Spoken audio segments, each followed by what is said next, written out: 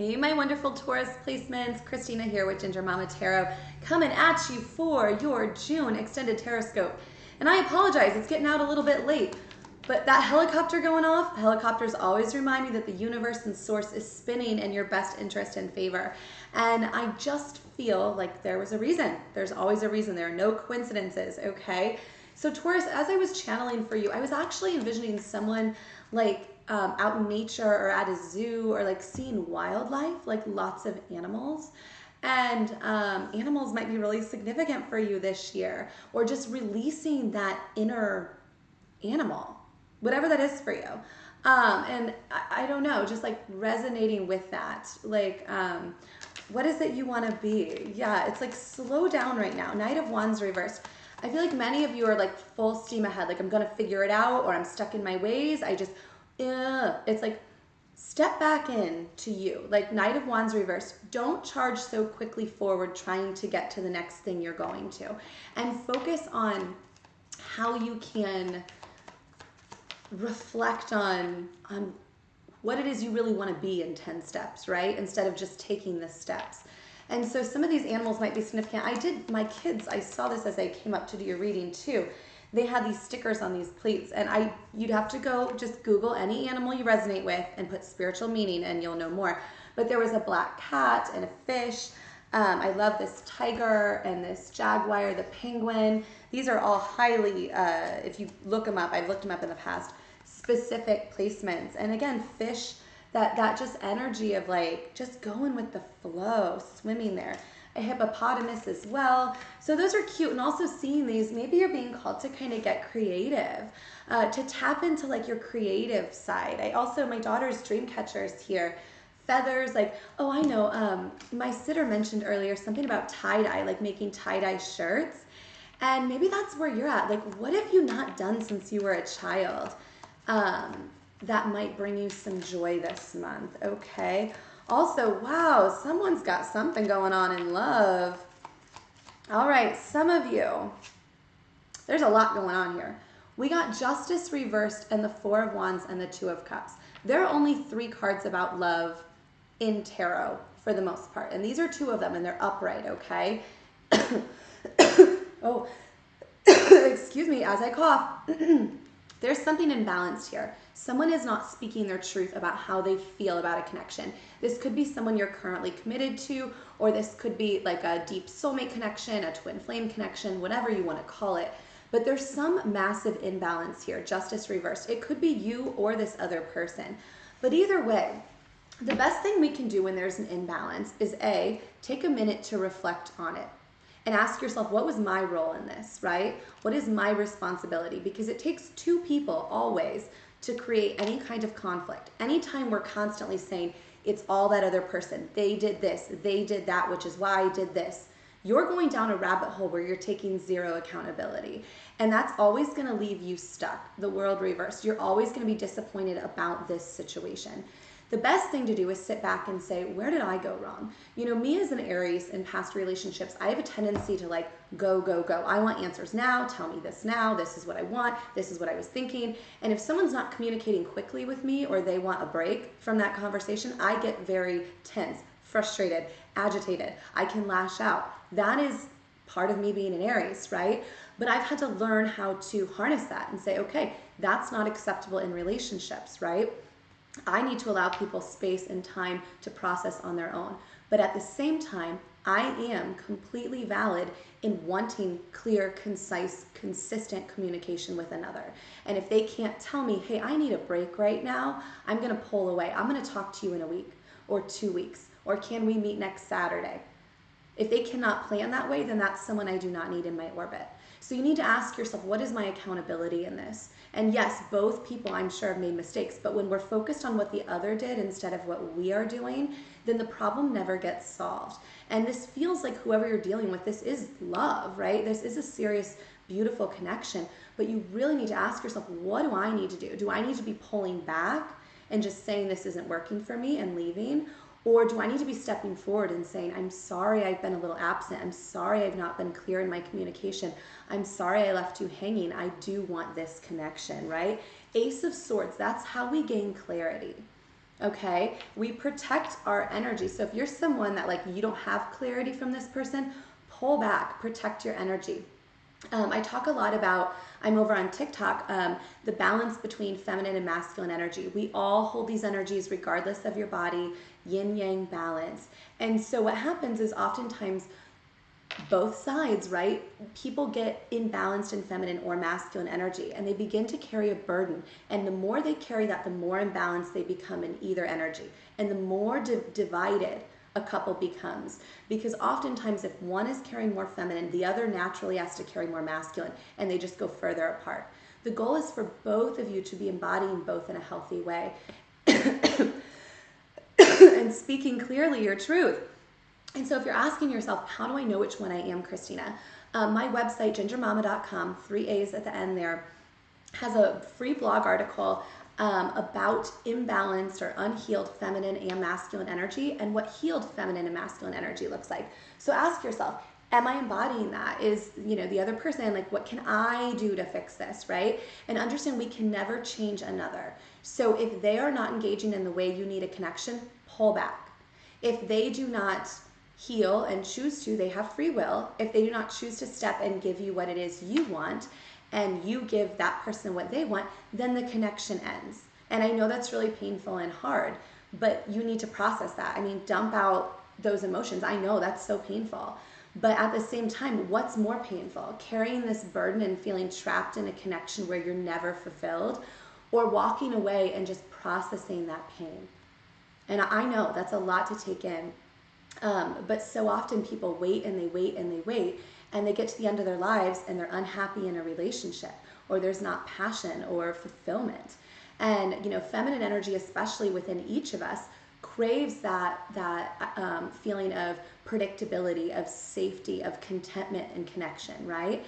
And that more masculine energy craves that playfulness, that unexpected, like, let's just go do something off the wall, and both energies are correct. But how do we balance that with each of us internally and therefore within a connection?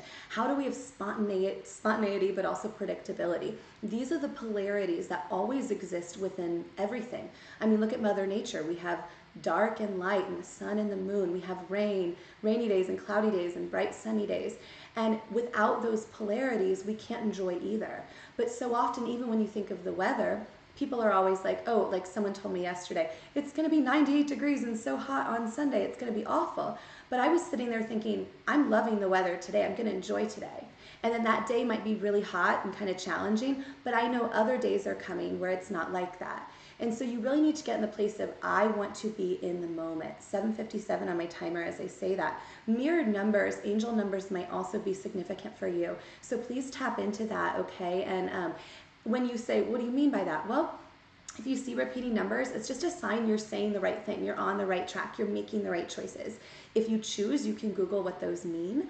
Sometimes I'll see a random number on a truck or a billboard or a sign, and I'll Google what it means. And it's just confirmation from the higher realms, the angels, whatever you resonate with, the universe, just telling you you're on the right track, or here's what you need to know right now. They're like your little cheerleaders, okay? Like, they're awesome.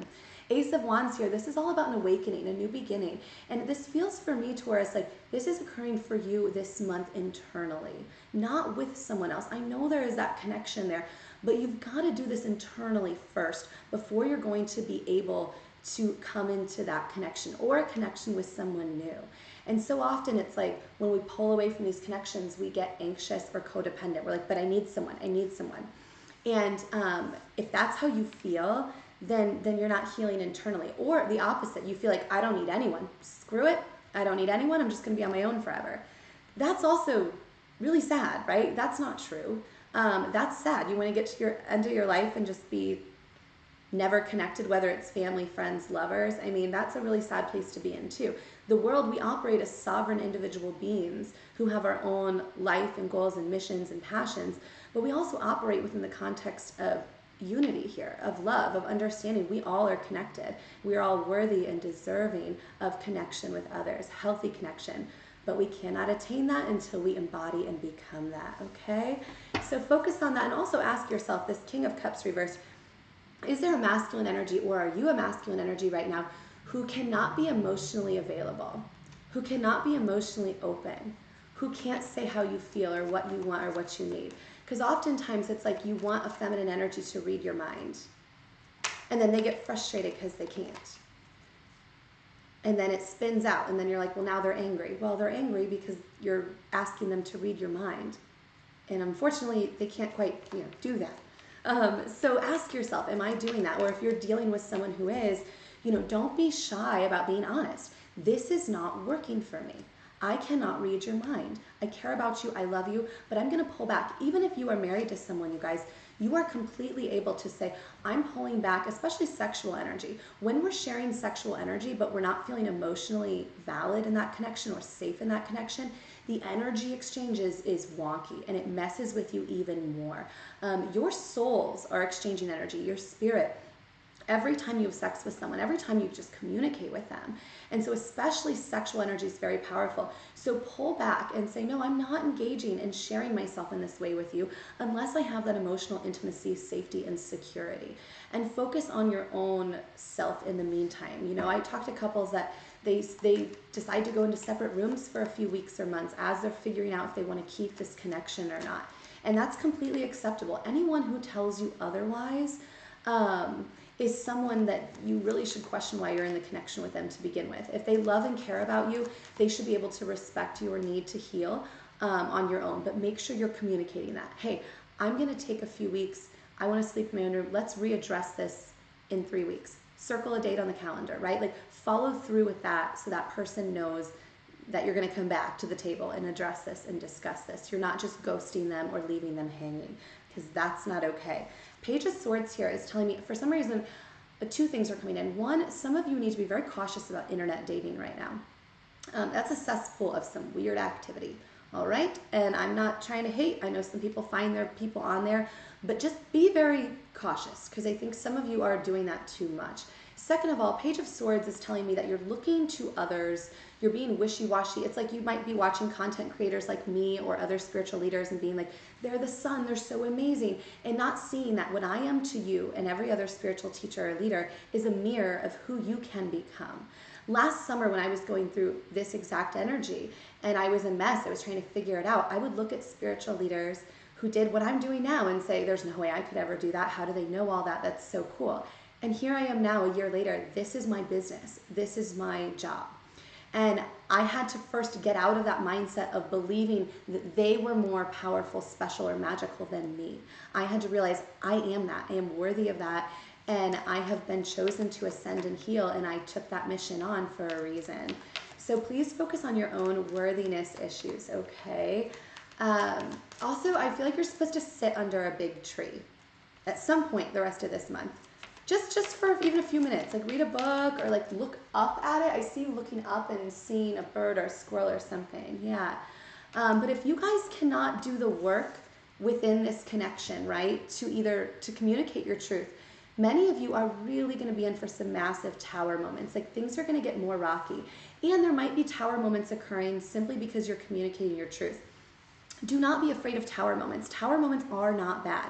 Tower moments are what they feel bad at the time we're in them, right? But what they're doing is breaking down our fears and insecurities, our feelings from the past. They're saying we're going to clear it all out so you are this clear, beautiful channel, like as I wear white, as you are ready for the new you to reemerge and rebirth, okay? So do not fear those moments. Instead, look at it like, I'm going to channel this. And you're not going to take it out on others, right? Whether it's anger, sadness, grief, rage, journal, write down these feelings, burn them through a candle, dance, move, even if you're out like canoeing or boxing, do this on your own and say, I'm going to channel this energy or this past connection or these fears, and I'm going to do it this way and move energy, emotions, or energy, emotion. I'm going to move this energy, these emotions out of my body in a healthy way and not take it out on anyone else. And that is what's going to lead to some awesome internal balance.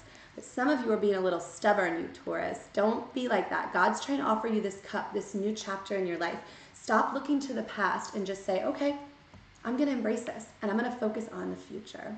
I love you, Taurus. Feel free to subscribe if this helped you this month. I'm also on TikTok and Instagram. I will never message you for a reading or anything like that. Please do not fall for that. Use your discernment. And also check out my website for more blogs on the spiritual journey.